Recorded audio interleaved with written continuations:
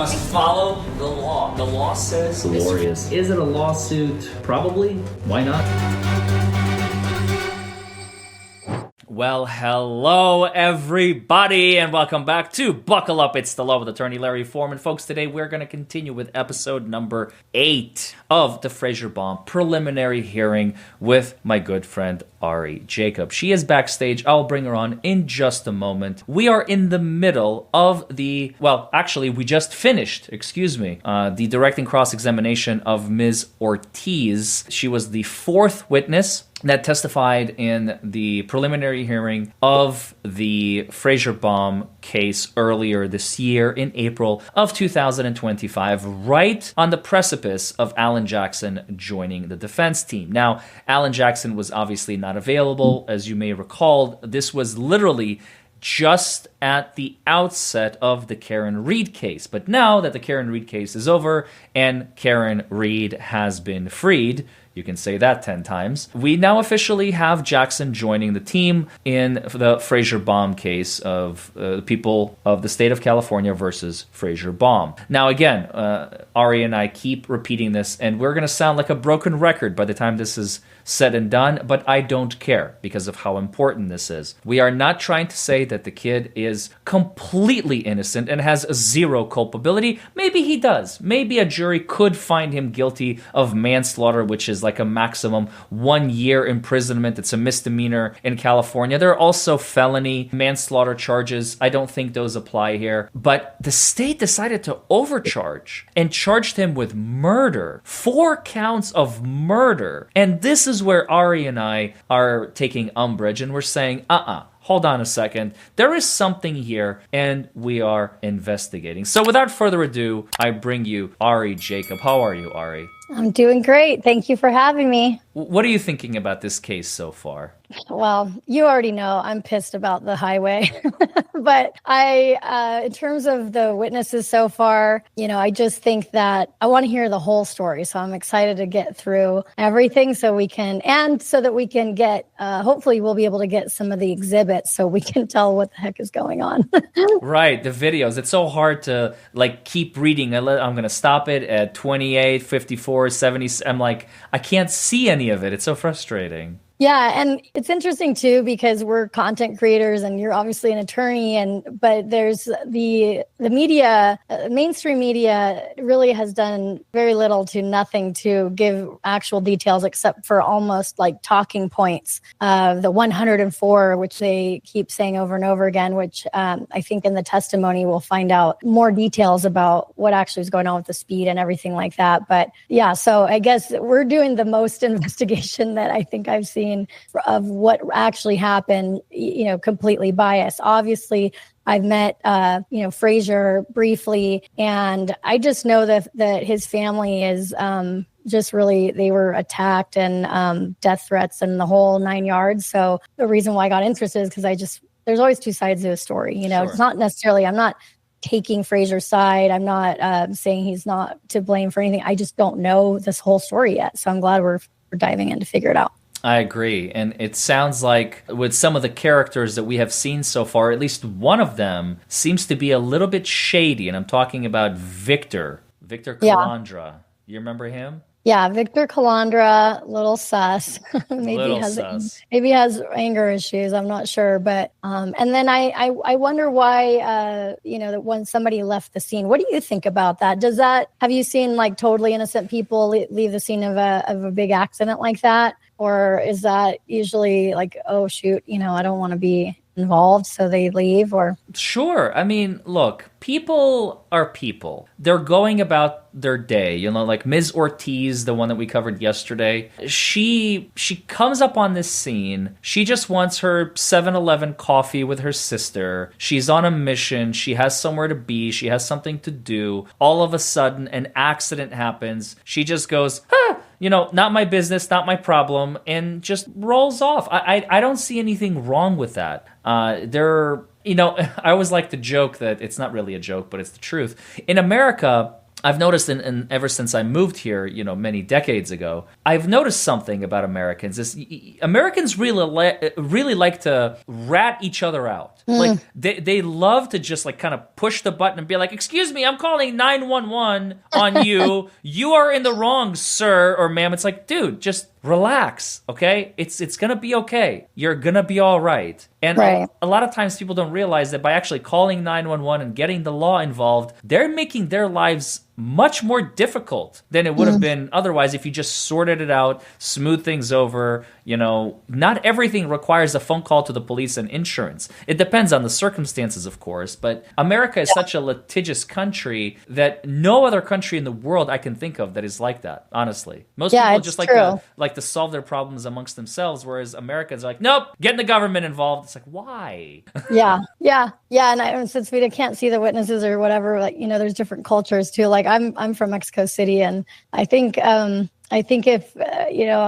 I could just see like my family members being like, oh, like we don't want to be involved. Like, sure, you get it. You get it. I had no idea you were from Mexico City, by the way. Yeah. Soy mexicana, hablo español. Everybody thinks that I'm a gringa because I look, blonde and speak Spanish. So if a lot of times when I'm when I'm anywhere where people are speaking Spanish, they speak in front of me, like assuming that I can't understand them. Oh, I'm like, shoot. And I'm always like, hello, soy mexicana. Yo comprendo todo que tú hablas. Muy bien. Oh, that's fantastic. All right. You ready to dive back in, Ari? Let's do it. Okay. Have you or someone you love been injured as a result of someone else's negligence? Or worse, lost a loved one because of it? I am attorney Larry Foreman, and myself and my team of trial lawyers are ready to help you to get the absolute maximum compensation permissible under the law. We know the system. We understand how to win. Anywhere in the United States, 24 hours a day. 1-844-774-HURT. Call us. We can help. Mr. Bartos, people's next witness, please. The people call Maria Ortiz to the stand. Offer of proof, Your Honor? Mr. Bartos? She was the one who took the video and playing foundation for the video. That's enough. Thank you. That's fine. Would you please raise your right hand? Do you solemnly state that the testimony you may give in the cause now pending shall be the truth, the whole truth, and nothing but the truth, so help you God? Yes. Please be seated in the witness stand, and if you would pull the microphone closer to you, and then please state and spell your first and last name for the record. Mayra, Mayra, Ortiz, Ortiz. Thank you. Ms. Ortiz, good afternoon. Good afternoon. Just a few things. If you can kindly wait for the attorneys to finish asking their question before you respond, the court would appreciate that. The reason I'm asking is the young lady sitting in front of you is typing everything that's being said, so only one person can talk at a time. Thank you. Okay. And the other thing is I was going to say I appreciate that you're speaking into your microphone, and if you need to pull it towards you, that's fine as well. Mr. Bartos? Thank you. Good afternoon, Ms. Ortiz. Good afternoon. I would like to ask you about October 17th, 2023, around 8:30 p.m. At that time and place, were you driving on PCH near Rambla Pacifico in the county of Los Angeles? Yes. And what vehicle were you driving? I believe it was my Nissan Altima. I am going to show you some photographs here, and I would like to mark this as People's 18. It's the packet of 5 photographs labeled A through E. Yes. They are marked for identification. Looking at People's 18A, Ms. Ortiz, do you recognize what's depicted here? Yes. What do you recognize that to be? My vehicle. And 18B, what do you recognize that to be? My vehicle. Your Honor, we'll stipulate that they're all her vehicle. Okay, I'll just pass through then. If we could know the date that the photographs were taken, we'll just stipulate. Ms. Ortiz, I've shown you the photographs of People's 18. Do you recognize your vehicle in all of those photographs? Yes. And do you remember going to the sheriff's station on November 6th of 2023? Yes. Do you remember those photos being taken of your car? Yes. When those photos were taken, did they depict your car as it was? Is that accurate that you just saw? Yes. And between the time of October 17th, 2023, was there any other damage that's not visible on those photographs? No, not that I recall. And so when you were driving on the night of October 17th, did you come across the scene of a collision? Yes. Now, prior to coming across the scene, had you observed anything out of the ordinary, any honking, movement, anything like that? Can you repeat the question again? I'm sorry. Sure. Prior to coming across the collision itself, is there anything that has been unusual on your drive? Yes. Well, what was that? There was somebody speeding. Okay, do you remember where that was? I don't really remember if it was after passing Las Flores. Las Flores Canyon Road? Yes. And do you remember what that car looked like? To be honest, I know it was on my right hand side. It was in the left. I was in the left side, and he just passed really fast, passed towards me. And he passed on your left-hand side? On my right hand side, I'm sorry. So you would be in the left lane closest to the center. The left lane. And the car passed you in the right. The right, yes. Did you hear any honking, or did you yourself honk? No. And at that point in time, do you know how fast you were going? To be honest, no, I don't recall. Do you know if you were going fast or slow? Normal speed, I'm guessing. I'm saying normal. I'm sorry, I can't hear that. You said normal speed? Normal speed, I'm guessing. Thank you. And you said that the other car was, quote-unquote, driving fast? Yes. And when you said driving fast, did it pass you extremely quickly, or Yes. was it slowly? Extremely quickly. Prior to it passing you quickly, have you noticed that car before? No. Did you see that car interact with any other vehicles on the road? No. At some point, you said that you came across the scene of the collision. Do you recognize any vehicles involved in the collision? Any vehicles involved? Yeah, any vehicles involved in the collision. Do you understand the question? No. Can you rephrase, please? Sure. You told us that a car passed you going fast. Yes. Did you see that car when you came upon the collision? Yes. And when you came upon the collision, there was that car. On the street where the collision was, where it occurred. When you saw the collision, did you stop your vehicle? Yes. And when you stopped your vehicle, did you get out? Yes. When you got out of your vehicle, did you happen to record a video? Yes. And did you turn that over to the sheriff's deputies when you spoke with them? I don't remember if I just showed it to them or I sent it to them as well. All right, so I'm going to show you a video. This is People's One, entitled Maria Ortiz Video. And then I would like to ask you some questions about it. The video is then played. I'm stopping it at 34 seconds. Ms. Ortiz, do you recognize what's been marked as People's One? Yes. And what do you recognize it to be? The accident that had occurred. And were you the one that shot that video? Yes. And did it appear to show the scene as you remember it that evening? Yes. At some point, did you leave the area of the collision? Yes. After I stopped and got out off my vehicle, I stopped, stand there, stay approximately 3 minutes or so, and then I got out of my car and I proceed to my route because I was going to work. Had the emergency personnel arrived by that time you left? I'm not quite sure if it was. I'm not sure if they had already arrived just yet. Do you happen to remember being waved on essentially by deputies to get in your car and keep moving? Objection, leading. Overruled. I don't remember. Fair enough. Without getting into what was said, were you contacted by your sister Erica that evening? Yes. Did she call you on your cell phone? Yes. And again, without getting into the specifics, was there a discussion of the collision that you saw? Yes. All right, thank you. No further questions. Mr. Kraut, sir. Good afternoon. Good afternoon. The video that we just saw, what number was that? People's One. People's One. Okay, you started taking that pretty much right after you stopped, right? Excuse me? The video that you took right after you stopped the car, correct? Yes. And did you take it with an iPhone or an Android? iPhone. And obviously with an iPhone, there's audio, correct? Yes. All right. When you were in that area, did you see a gentleman who was in the hallway today, nicely dressed in like a suit and a nice dress shirt with no tie? Did you see him out there? No. Okay. Did you see a gentleman near a young man yelling at him and cursing him out? Yes. Okay. Can you, this is one of those free passes you get. You get to actually swear and use the actual words. Can you tell us exactly what you heard this man yelling at the young man? All I heard was, sit the F down, you're not going nowhere. So I'm going to ask you if you can actually use the actual word. That's where you get a free pass. Okay, sit the F down. You're not going anywhere. Was the person as calm as the way you said it, or was he pretty loud? That you could hear it from where you were? Not clearly, you could hear it like 100% clearly, but it's what I got to hear, but not 100% like closely, like if I was in my ear. When you spoke to the investigators, do you remember telling them that you needed to get your phone because they were really getting loud with the guy and that they were holding him and you went to grab your phone and started recording at that point? I don't recall. I don't recall. Okay. Did you talk to the investigator to my left here in court? Yes. And would it refresh your recollection to look at a transcript to see if that's what you said to him? Yes.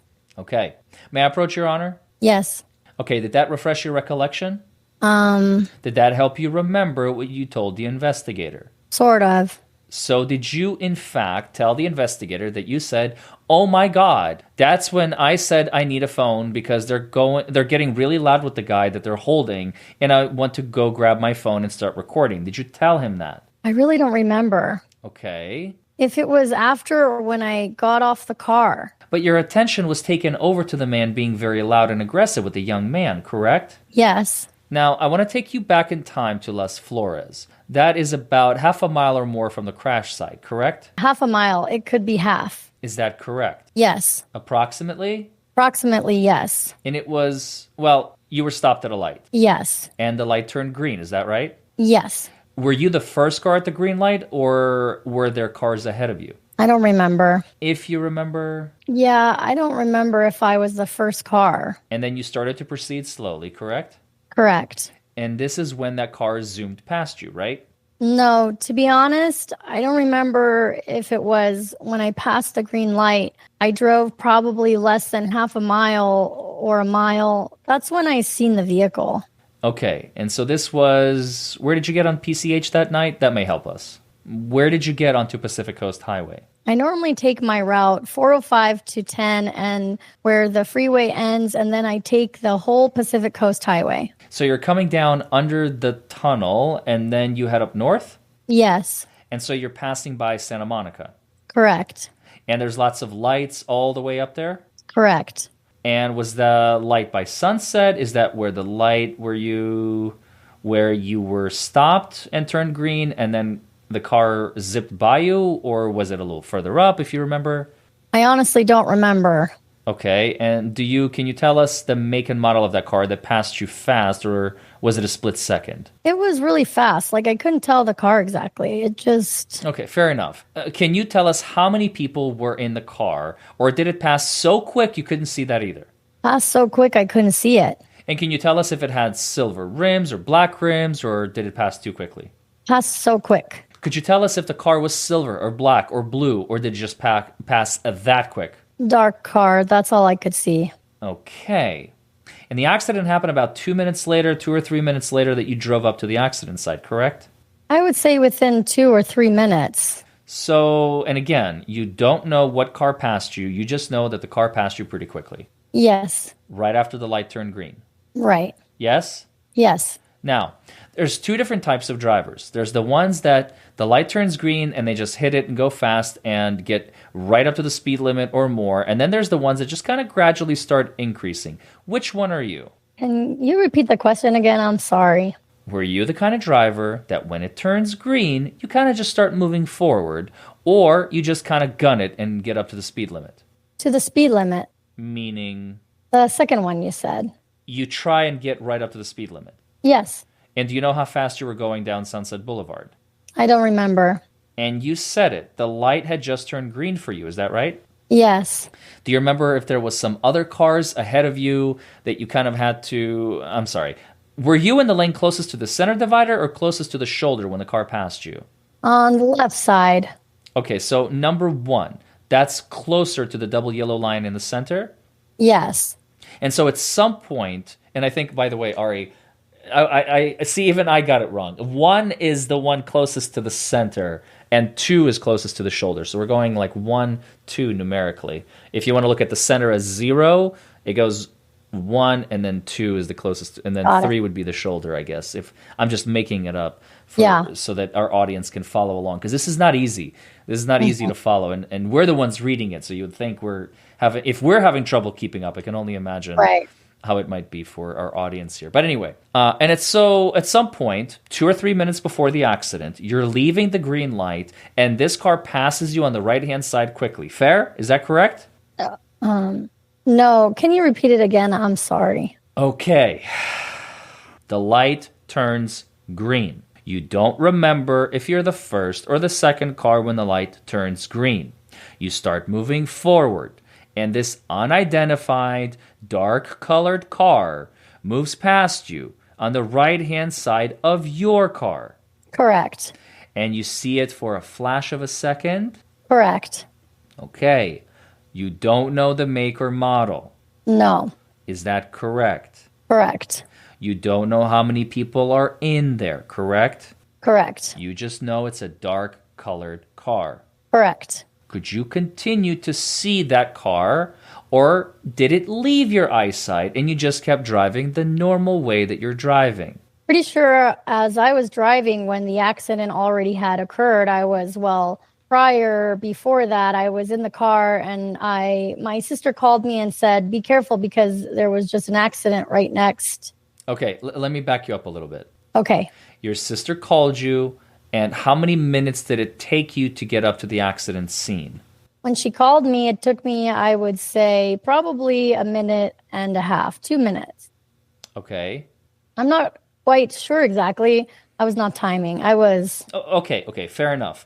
And is it fair to say other cars were passing you that night, and white cars, black cars, whatever, because that's just how it happens on PCH going northbound? Other cars, you were passing some cars, other cars were passing you, is that correct? Correct. Do you remember the make or model of any of these cars? No. I mean, not that I would expect you to. I'm just trying to figure out what you know. And then the car passes you, and up to 2 minutes later, you get a call from your sister, correct? Correct. And then it takes you a time to drive to see the accident scene, correct? Correct. And when you get to the accident scene, is your sister still there, or is she headed to Pepperdine? No, she already headed to Pepperdine. And do you know how far she said to you that did she say, I'm already at Pepperdine, or how far she was, or you don't know? No, all she mentioned was, I just passed by a really bad accident that just occurred. She said, be careful. And I said, I think I'm seeing already the accident. So by the time she calls you, then you can see... Yes. Great. Thank you. Nothing further. Mr. Bartos, sir, anything else? Just very briefly, Judge. When we're looking at this video, I'm just going to go back to the beginning. The video is then played. So there's this white car in the beginning of the video, and then you kind of come up alongside it. Do you see that? Yes. So was your vehicle parked behind that white car? I don't remember if it was parked behind that car. The video is then played some more. So if we just move forward a little bit in the video, there looks like a large tire all the way to the right-hand side of the screen. Do you see that? Mr. Bartos, I'm going to ask you if you can state where you are on that video. We're 2 seconds into the video, Judge. And ma'am, do you see that tire in the video? The black tire? Yes. With the rim? Yes. The black rim, yes. So there's that vehicle, and then there's the white vehicle on the left-hand side. Correct. The video is then played some more. And going forward a little bit, and now we can see up ahead, and I'm going to stop at, we were at 8 seconds, so on the far left of the screen, it appears that there is a gray car in the roadway. Do you see that? You said on the left? Yeah. Yes. Okay. You can't see your vehicle in this, correct? Correct. So you're parked behind where the camera is shooting, is that fair to say? Correct. Thank you. I have no further questions. Mr. Kraut, sir? Nothing, Judge. All right, ma'am. You're excused, however, if the attorneys do call you back, you have to come back to court. Do you understand and agree? Correct, I do. Thank you. Have a good day. We're going to be in a brief recess, just 3 minutes. All right, we are back in the record in Mr. Bohm case. This is LA 100189. Mr. Bohm is present in court, and his representative, Mr. Kraut, is present, and we have Mr. Bartos for the people. Mr. Bartos, people's next witness, please. Thank you. The people call Miguel Crucino to the stand. Sir, would you solemnly state that the testimony you may give in the cause now pending before this court shall be the truth, the whole truth, and nothing but the truth? Yes, I do. So help you God. Sorry. Yes, I do. Thank you, sir. Would you pull the microphone closer to you and then state and spell your first and last name for the record? You want me to spell out my first and last name? Yes, please. Nice and slow. Huh? Nice and slow, please. My name is Miguel Cruchino, Miguel Cruchinho. Thank you. All right, Mr. Cruchino, sir, good afternoon to you. Good afternoon. I'm going to ask you a couple of favors. Number one, if you can speak into the microphone, that would help out a lot. Number two is if you can kindly wait until the attorneys are done with their questions before you respond. The attorneys are going to give you the same courtesy of allowing you to finish your response before they follow up. And the reason I'm saying this, sir, is the young lady who is sitting right in front of you is taking everything that is said down in the courtroom. So if you can do that, the court would appreciate it. Thank you. Thank you.